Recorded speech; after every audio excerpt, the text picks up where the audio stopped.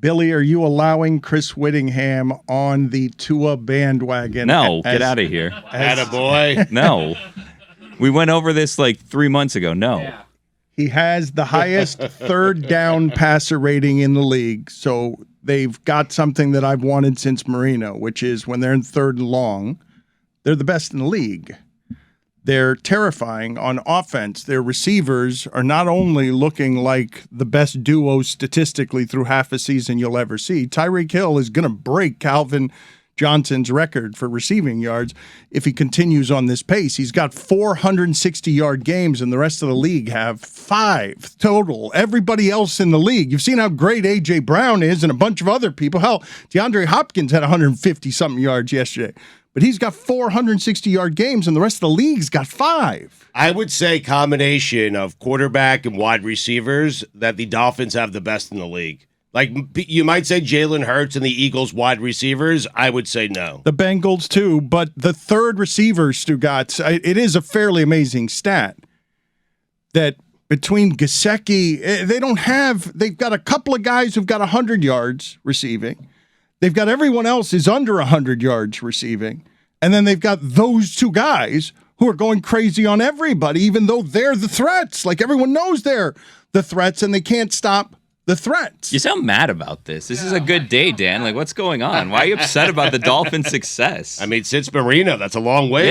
Yeah. It's resentment pouring out because of how much bad football we've had to watch, and now their quarterback. Well, enjoy the good times. No, Yes. this is resentment pouring out of Witty for being wrong about Tua and everybody else.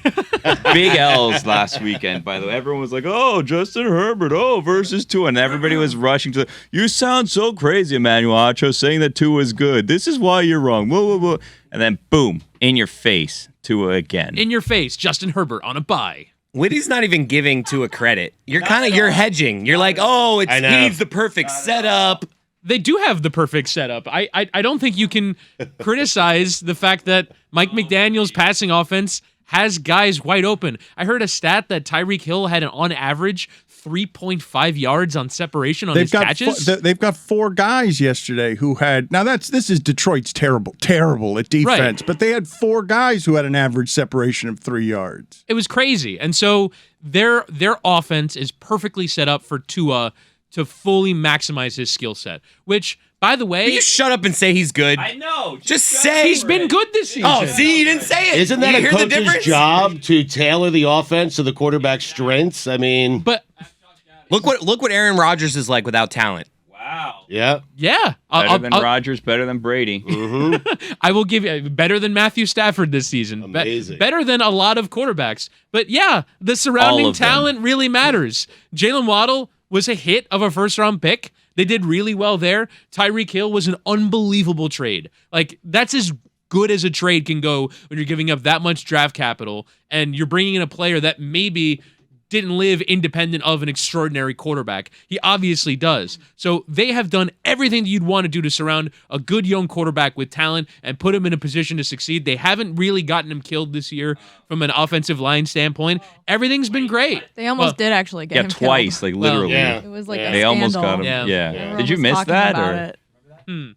imagine what his numbers would have been if he wouldn't have missed those 2.5 He's got as memory. many touchdown passes as Herbert, even though he's played 3 fewer games. Right. He's only Yeah. been sacked 8 times this year. I guess, mean, he almost charged the Dolphins with murder. well, Yeah, Right. that's true. Yeah.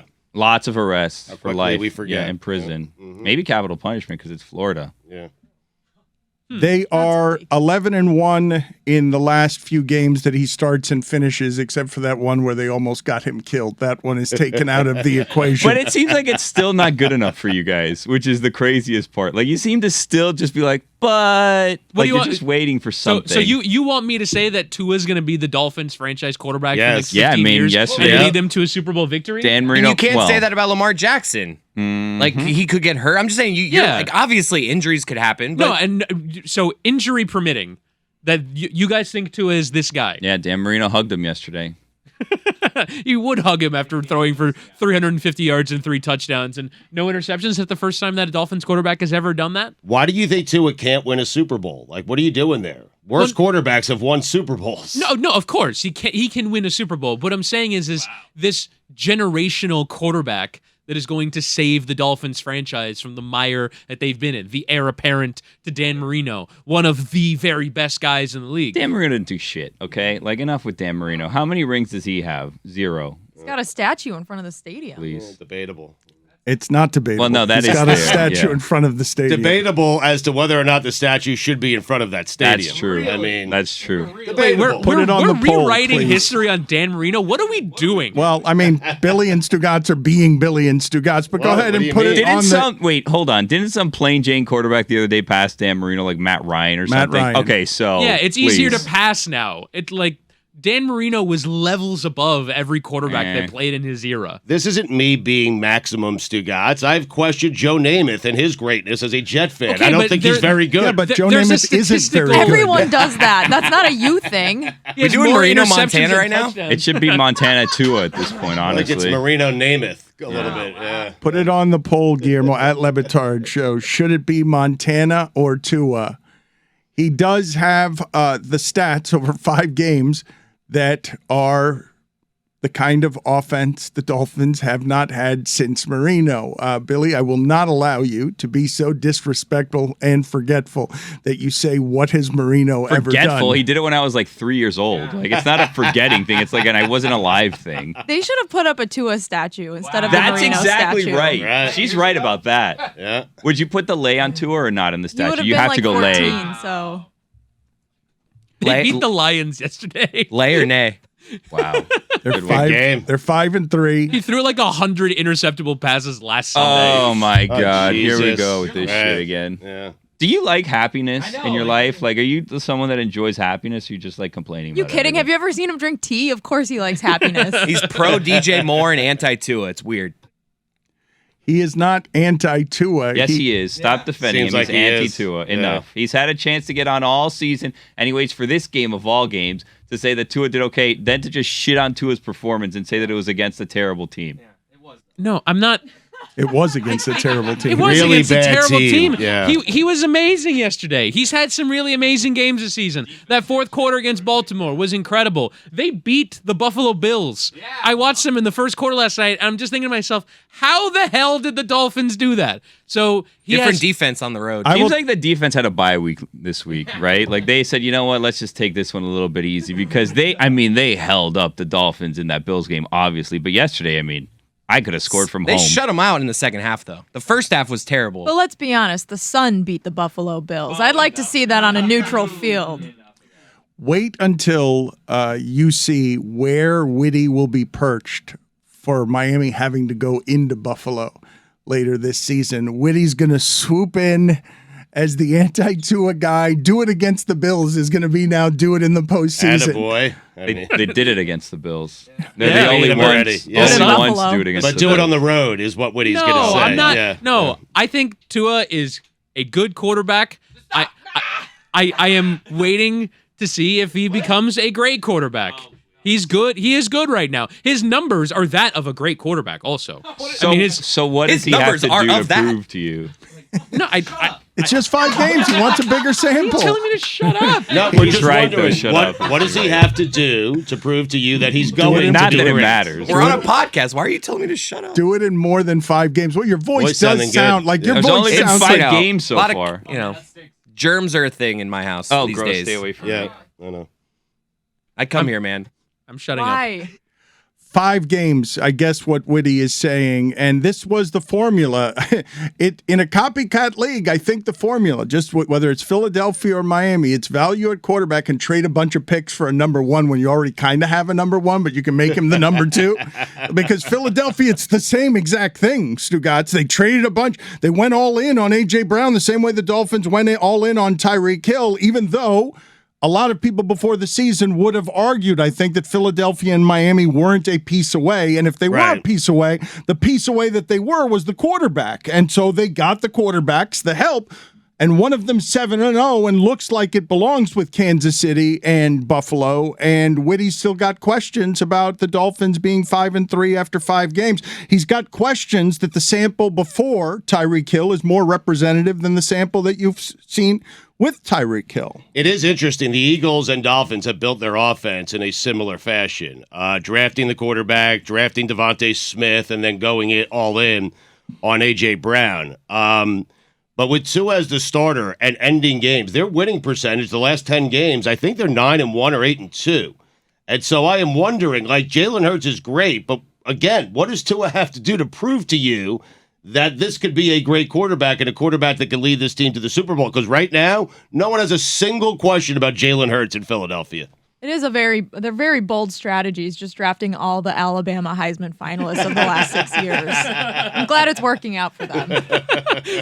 The stat, Stugotz, is at 11-1 in his last 12 games when he's finished them, because the Cincinnati game isn't being counted among them because he was taken out of the Cincinnati But from a game. record standpoint, that is Josh Allen. That is Patrick Mahomes. He's playing at a very, very high level. I'm not saying he's those guys, but he's really good. His stats, though, Stugotz, there's no disputing this, right? When I said that it was hard to do the measurements based on what the Dolphins had put out there, they've surrounded him with what is looking like the best duo of receivers in the league in franchise history, and on a record-setting pace in general, even though they don't have a third receiver out there. And with a coach, by the way, who was kind of like scheming to his strengths and had like faith in him and was not trying to trade him constantly behind his back. Like, that's a whole nother thing. Because we're seeing a lot out of Tua if you just kind of work with what his limitations are. No one's going to say that he has a more talented arm than Josh Allen, correct? Like, even the announcers yesterday early on were like trying to set up that narrative, like, another underthrown ball by Tua. In your face, whatever your name is, D team of announcers. It's going to be a great dramatic courtroom scene when the Dolphins win the lawsuit against Brian Flores just when they have Tua walk into the courtroom. Tua's just going to walk in and be the exhibit A on, well, this wasn't racism. It's that you didn't evaluate this correctly. But I think, to me, the biggest credit to Tua this season is you put him in a position to succeed, and he has succeeded. And the way that they move the ball with enormous ease. You mentioned these 3rd and longs. They took a ton of penalties yesterday, and it didn't matter. That actually, if there is a concerning thing that comes out of that game, it's how much they're being penalized this season. They need to get it together. I think Josh McDaniels at one point looked at defensive coordinator and said, "Bro, Mike McDaniel, huge fine. Effing fix that." I read his lips. He goes, "Bro, you got to fix this." Yeah. And it just like was so relatable. I was like, he's right. They had 6 offsides yesterday, which was appalling. But Tua, Because that's you at home, Chris, going, bro, you got to fix this. Couldn't I make the argument, though, that this is like a good sign for the Dolphins? They're having success. They've been bad on special teams. They have a shit ton of penalties. You clean some of this stuff up, they can get better.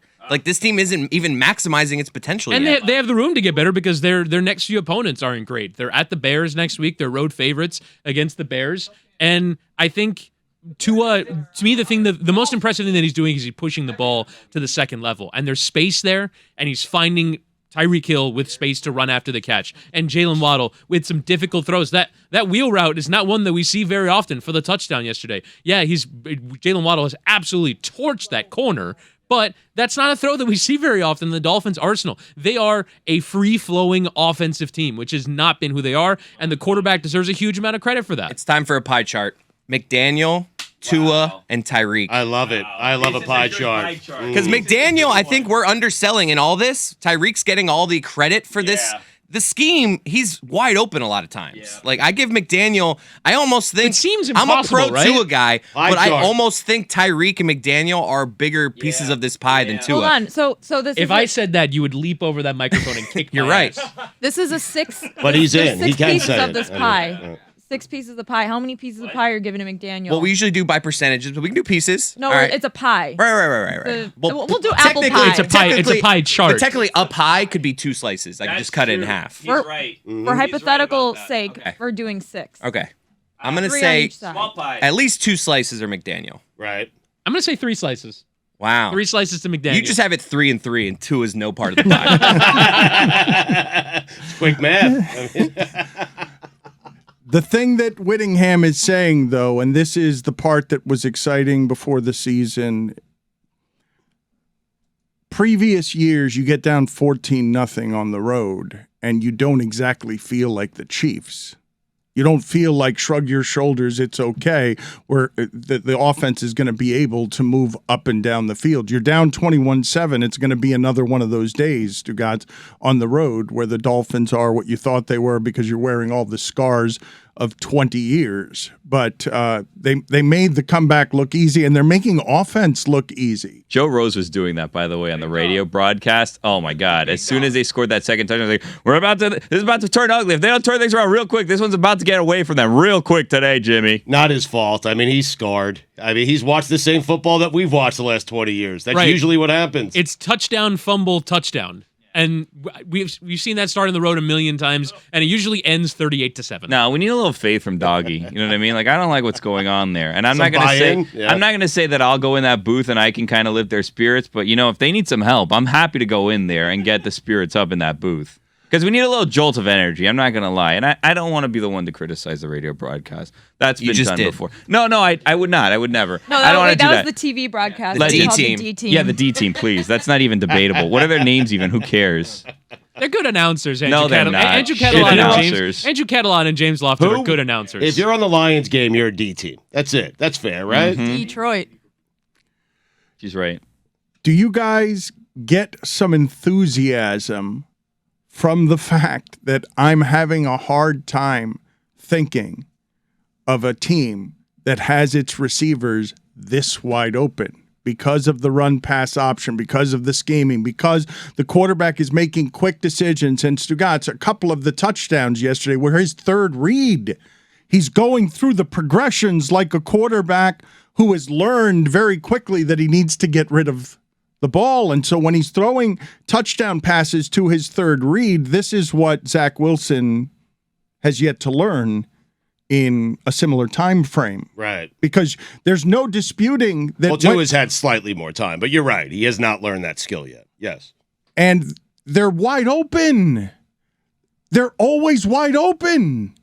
Like, that's not something think about the Devontae Parker years. They're also super fast, like you give them like half a second. They're going to be open. They're just going to outrun the defenders. Okay, but they haven't had that before. San Francisco's another team. I mean, that's McDaniel. They run the ball more, so they're not. You don't see it as much, but Minnesota brought the LA offense over there. That offense has a lot of guys wide open. I think the Eagles are the only team you can really kind of compare the Dolphins just from a quarterback wide receiver standpoint, because the Eagles wide receivers are always open. The Bengals too. Yeah, I guess. Well, Chase is out for the next, 4 to 5 weeks. Well, okay, but Philadelphia and the Dolphins, how we're talking about them changes if they have one injury to the top three guys. Like already the Dolphins are 5-3, and the analysis of today doesn't matter at all 3 weeks from now when everybody is hurt. And throughout the league yesterday, Stugotz, all over the league, you've got just so many backups out there. And so many things happening that are a clear result of guys not knowing what they're doing because they don't play all the time. By the way, and this isn't to be like a crazy Dolphins person, but like the Eagles also have had a very easy schedule so far. And it's still easy. It's going to be easy for the next half of the season. Like too. Everyone's very impressed with the Eagles, but they haven't really been tested. Everyone's schedule is easy because all the teams kind of stink a little bit. Yeah. The Dolphins had at Baltimore, home Buffalo, at Cincinnati. Like those are genuine tests. And the Dolphins actually are gonna feast a little bit. These next 4 weeks, they're at Chicago, home Cleveland, bye week, home Houston. You didn't mention the Vikings in there too for the Dolphins. They lost that game. Yeah, but they have had a pretty tough schedule. Yeah. And the Dolphins didn't go into 2 of those games with their starting quarterback. They're 5-3 at the end of it, and then they're going to go into December. December will be pretty tough. 3 straight away games at San Francisco, at the Chargers, at Buffalo, home Green Bay. Oh, I guess home Green Bay is not tough anymore.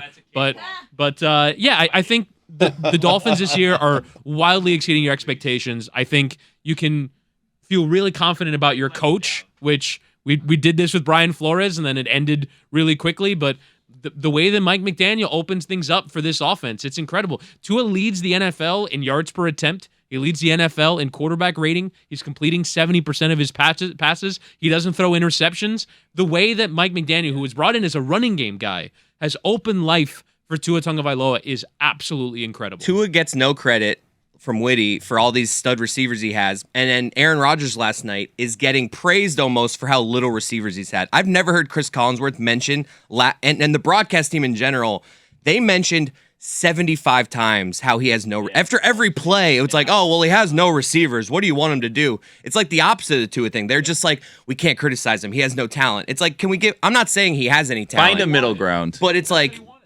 I know, that's what I mean. He asked for all this, Aaron. So it's like, I don't love how Tua gets no credit, but then Aaron, when he's struggling, it's like, oh no, but he has no receivers. It's okay. He's still Aaron Rodgers. It's like, it's just, we have our narratives on these quarterbacks and we're just going to fill it in. Real quarterbacks make receivers, Dan. Tyreek Hill was somehow underrated in Kansas City. That's hard to believe, Stugotz. I mean, they're still good after he left. That's the thing. You know? They also seem It's weird. fine without him, which is weird. But he was Right. underrated. We did not know that he was this good. We knew he was plenty good. Not this good. We did not know that he's best receiver in the league, good, 160 yards a game, even though they don't have that many other threats other than him. Or is Tua just really good also? And he's just benefited from two amazing all-time 10 quarterbacks. two top You say 10 quarterbacks. that, but Tyreek Hill came here and started his podcast and started talking because he saw the opportunity of, I've been in the shadow of Mahomes, no more. I'm going to go get the credit for making this guy good, and I'm going to talk him up all offseason. I'm going to tell everybody how great he is, and I'm going, like, he saw this. He saw not just Tua, but he saw him revolutionizing the Dolphins, becoming a star in this city, getting out from the Kansas City and system shadow, and he has gotten everything he thought this was going to be, because it's also 15, 20 targets a game, Stugotz. Like, they won't stop throwing to him because they know that there's no one in the league who can get in his way. He has 92 targets so far this year, 8 games played. Now he's into his shadow. Do you think Amazing. that at some point, because I'm worried, this is what happens, right? Now, I don't want to compare the Dolphins to the Beatles, but you think this is one of those things where, like, they're just going to be too successful? You know what I mean? Like, at what point do things start falling apart? Because I'm already wondering, like, Tyreek Hill has carried this team on his back. Like, he's getting all of the yards, right? But he's not getting those touchdowns for whatever reason. Waddle you kind of is. get exactly right. So at what point does that start fracturing that relationship between Waddle and Tyreek Hill? At what point do they start saying, you know what? Why is Tua the one with the signature lays? Why don't we get signature lays? You know what I mean? Like, when is that going to happen? After you win the Super Bowl. Well, is that's when what it I'm happens. worried about. Disease of me. You don't have to worry about it till then. Yeah, eight games in. I mean, you guys are having to go at me for worrying about is Tua going to last, and we're already worrying about how this team is going to break That's up. right. Let's experience the success first. Well, I mean, that's look back to the Eagles. They're in the middle of it. I mean, right. Yeah. They're 5-3. Look back to Andy Big. Reid's Eagles. You know what I mean? Everybody thought T.O., Donovan, Andy Reid, they're going to run roughshod through this league forever. And then what happened? That's what I'm worried about. We just got to stay focused, and we need a leader in there that's going to keep everyone on the same page. But I think you know? everyone is getting their appropriate amount of credit, though. I think Tua is getting credit for taking a huge step forward. I think Jalen Waddle is a massive part of the offense. He gets a bunch of touchdowns. Tyreek Hill, I think, is probably the biggest source of credit. McDaniel, everyone's getting their credit I right hate now. so much the idea of someone's getting 98% of the credit they deserve, or they're getting 103% instead of That's more than 7 100%. pieces of pie. You done with yours? I mean, there's some touchdown vultures on this team. We're not going to pretend there aren't. You know what I mean? Gesicki. Yeah. Surefield. Are For you Kraft. when you mentioned the Beatles? I don't know if you think about this, don't know but anything about Steve Levy and the NFL crew, they did like an Abbey Road photo in London, and all I saw was frustrated people in traffic staring at them because they're taking a photo and they're like, "Must you come to my country and always do this?" Yeah, I've done that. I've done that there. We held up traffic for like 2 hours. Oh God. so Yeah. annoying. Honestly, I feel worse for the production coordinator that had to figure out how they were going to slow traffic. People that live in that area or drive in that area know. Like they know. There's always tourists there. Orlovsky was one of the people in that photo, and I felt so bad for him this weekend because he just asked people, I'm in London, does anyone know how I could do the Amazon Prime thing? And somebody said you can do it on Twitch, and he said, WTF is Twitch. And then Twitch came after him with a photo of him running through the end zone and saying, WTF is this? And the photo is a perfect photo because it's Jared Allen chasing Orlovsky. He's 3 yards out of bounds, staring straight ahead, thinking the play's still alive as the referee is in the photo signaling safety. And Twitch sent that out to its 10 million followers. It is the lamest Good bit day of for Orlovsky. No, it's the lamest bit of banter with Orlovsky at this point. When are we going to retire the you ran out of the back of the end zone? That was more than a decade ago, man. Like, come up with something new to have a go at Orlovsky. Didn't someone else do it since? Isn't he off the hook on that? Two quarterbacks have, Right, yeah. including one this year, and we don't even remember who it was, so I guess it doesn't count. Who was it? was that it? did that? Wasn't it remember. Garoppolo? Wasn't it Garoppolo? Who was Who it? He would cares? never do Cody that, Kessler Jimmy did G. it, I think, in like 2016. It's kind of like who's everyone else that stepped foot on the moon. Who gives a shit? It doesn't matter. If Neil you were the Armstrong, first, that's it. Exactly You're right. It right, matters to Billy. be the first. Yep. Also, I think Dan Orlovsky's not old enough to not know what Twitch is. Yeah, I agree. That's the more embarrassing. Like, send him the M. Night Shyamalan old poster. Twitch. It was, by the way, Jimmy Garoppolo. But you're 100% right. How does Dan Orlovsky not know what Twitch is? Like, he seems like he's very actively online. He's on Twitter all the time. It seems impossible to have not come across it. Can he just be happy to have a thing? Like, so many people live this life without having a thing. He has his thing. People will remember him forever for that thing. Just be happy you have a thing. Billy, what's your thing? I don't have one. I probably never will. Music don't, maybe. Beat the freeze. Oh, I forgot His about thing that. is not having a thing. You ate, Orlovsky's really good, though, by the way. you ate a raw onion? Really good in-game analyst. Can you guys explain to me, because Russell Wilson before the game in London, clearly choreographed, clearly with someone on his video team. He loves putting in the one word, I'm entering the stadium in my gear. I've got sunglasses on, I've got headphones, I've got the gallon of water because you got to stay hydrated. And then, some one word thing of unwavering, and it's in slow motion. And then he's on the field. And for 30 seconds, he's just on the 50-yard line sort of doing pirouettes silently in the center of the field that have look at me all over them. What is he doing? Asking you to look at him?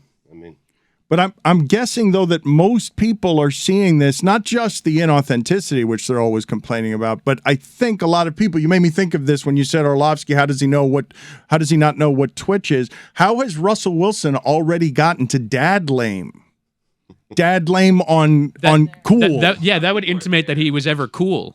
Well, he was regarded, though. He was not regarded this way before. There may have been people who disliked him, but when he was a champion, we allowed the electric playing style to speak for him, even though he wasn't saying much in press conferences. We didn't know he was this universally lame, man. We can't agree on anything, and it seems like sports fans just agree. Hey, you're lame. You're trying to be cool all the time, and it's coming off as you're trying too hard. Since he's losing, people are just now taking this opportunity. I think people have always thought he was cringe, like Mr. Unlimited. Like, he was always kind of a cornball, but now people with losing. But the winning would mask that. Yeah, you pounce on it when he's losing. Now it's become a pile-on situation where, like, you see, fresh meat and everyone's like, I got to get my joke off. This is like the Joker of the hour, as Juju Gotti He's would almost say. leaning into it, though, now. At the end of his Laura Rutledge interview yesterday, he did the Broncos Nation Let's Ride with, like, looking at the camera like, I know you guys have been mocking me about this, so I'm going to say it again. That's honestly better.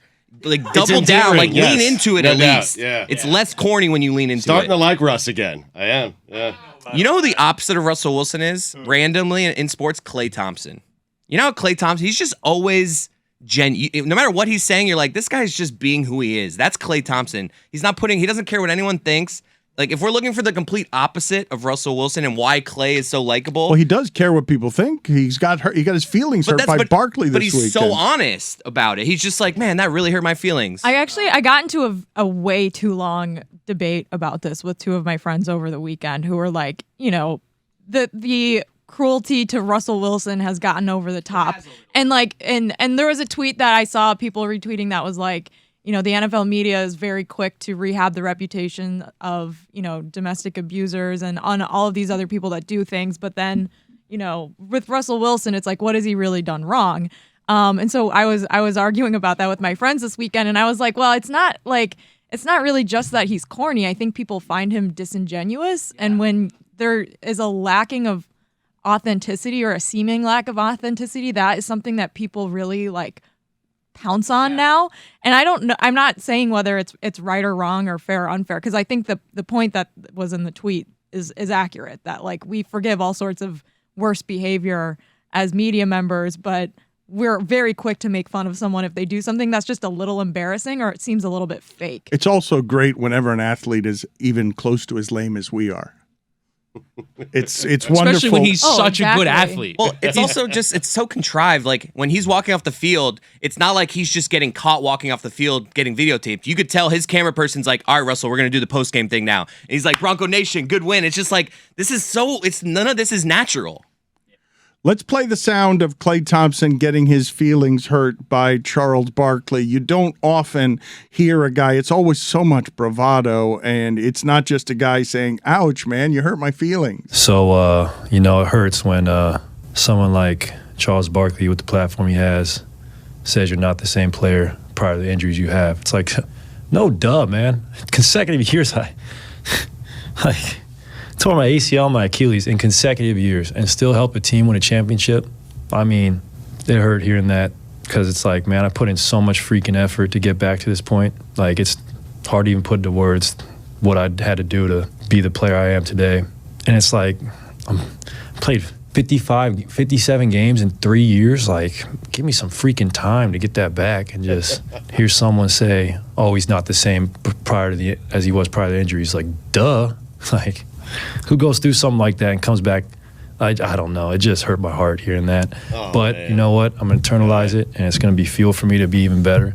And I think I'm very proud of what we accomplished last year, and I feel like I was a huge part of it, So I'm not going to let these injuries be a crutch for me. I'm just going to keep going, and I'm going to have a great year. I bet on that. Great use of freaking there by him. Yeah. Just so like, Adorable. "Aw, Yeah. tried my freaking butt off. Don't bite on this. Oh, wow. Yeah, no, they're not likable. That's not a likable Skeptical team. Billy. Yeah, no. Wow. 4 championships. Klay they're trying to Thompson's convince not you. likable? They're trying to convince you they're these underdogs that they're not. Like, enough. Okay, you're paying $100 billion. I'm for your so with roster you this on year. Draymond and then Steph. your feelings are hurt, but you're yelling 4 rings at other teams. Like when things like enough. Don't okay? go after Klay. You can go after Steph, go after Draymond. I love Klay. In the same press conference, that was him volunteering that at the end. Nobody asked him. Nobody asked him his opinion. That's just the way that he ended How it. you set up a narrative. But before that, he was asked about the trash talk with the Suns, where he said 4 rings, and there he said, sounded just like facts to me. Sounded just like I was stating facts. Is it possible to be cocky but also get your feelings hurt by Charles Barkley at the same time? He can be confident. I mean, he's a 4-time champion. He can. I feel like it's fair to simultaneously hold those thoughts in your head. Billy, I'm usually with you, but that sounded convincing to Nah, me. Like adorable, endearing. It's fine, but don't go out trying to hurt other people's feelings and then complain when your feelings get hurt. It hurt his heart though. That Oh, line. please. That line.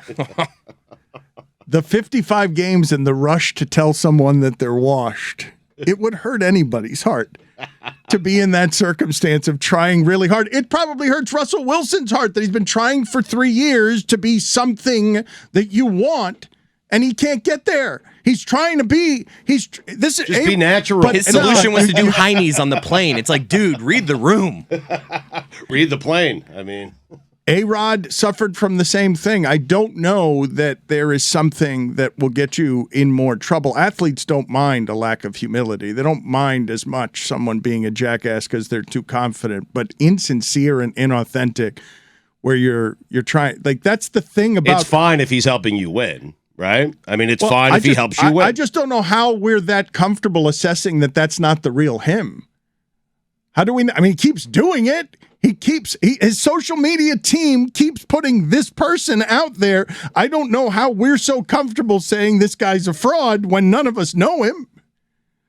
I think it's because, we knew a previous version of Russell Wilson that wasn't this. It wasn't on social media all the time. And he always gave great press conference, but I think that, Press conference? well, I mean, like, great in terms of, like, traditional order sports for- great. yes, like, you want exactly. your leadership quarterback to say. But I think the thing that probably has most hurt him from a public perception standpoint is what his teammates have had to say about him. And you hear what Marshawn Lynch and Richard Sherman and people love to have a go at Russell Wilson that once played in Seattle. There was a quote from Tyler Lockett that he has since said was misconstrued, but he said after the game, it's amazing what we can accomplish when no one cares who gets the credit. And Lockett has since come out and said, I wasn't having a go at Russell Wilson, but fitting in a broader narrative, it's pretty easy to see how everyone thought that was him having a go at Russell Wilson. I promise you that Gino's going to care soon. Like, he's going to care about who gets credit and how much credit he gets. I promise you. That's the way Gino has always been. It's the way he is. It's the way he's going to be moving forward. Always been. What are you talking about? Gino wants credit. He will want his credit soon, I promise you. Yeah, but Selfish player, this is Dan. okay.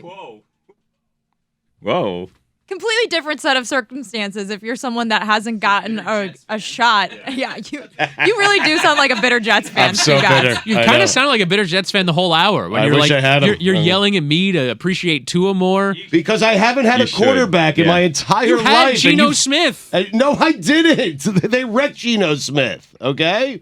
They had Chad Pennington. He was decent. He's the best quarterback I've ever had. Maybe Mark Sanchez, back-to-back AFC championship games. So when you have one, appreciate what it is that you have. And Witty, you have one. And you're making up a million different excuses as to why Tua's good. Maybe Tua's just good. Do you think that Mark Sanchez yesterday, who's calling the game for Seattle, like sees what's going on with Gino and he's like, you know what?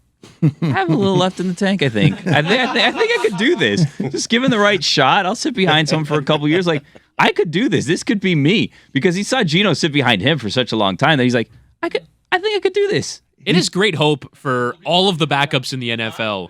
What Gino, what Heineke, and what PJ Walker are doing. It gives everyone an excuse to have belief and hope if you're a backup quarterback. If you're just, holding a clipboard for seasons at a time, it still might be on for you. There's still a chance. But Gino gives hope to a different kind of quarterback, a veteran quarterback, a guy who maybe has even retired, is a couple of years out of the league and could come back like Sanchez. Romo's out there thinking, if Gino can do this. Anyone can. Charlie Whitehurst is probably like, man, I can still be collecting a check somewhere. Like, why not? All of them. Aikman. Yeah. Put it on the poll at LeBatard Show.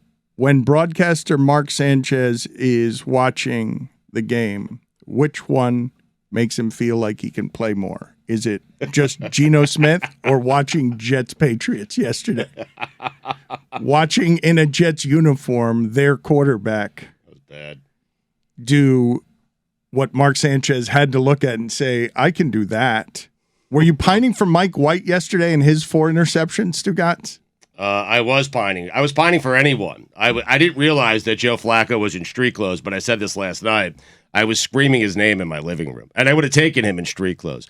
I would have taken anyone yesterday for Zach Wilson. It was bad, Dan. I'm not going to write him off yet. I'm just not. He had 355 yards. No, I'm not going to do it. I revised that statement. Wait a minute. Where are we on the statement? Where is he? You wrote him off before the season. Not What do you mean you're not going to write him off? Not completely. You say all the time you're still wondering if you have a quarterback. You've I written am. him off. Yeah. No, I haven't completely written him help off. You said you'd trade anyone for him 2 seconds ago. I would. I wanted Matt Ryan last night. But I don't know. This morning I wake up and I realize against a Belichick-led defense, 355 yards, 2 touchdowns, had the 3 awful interceptions, all of them.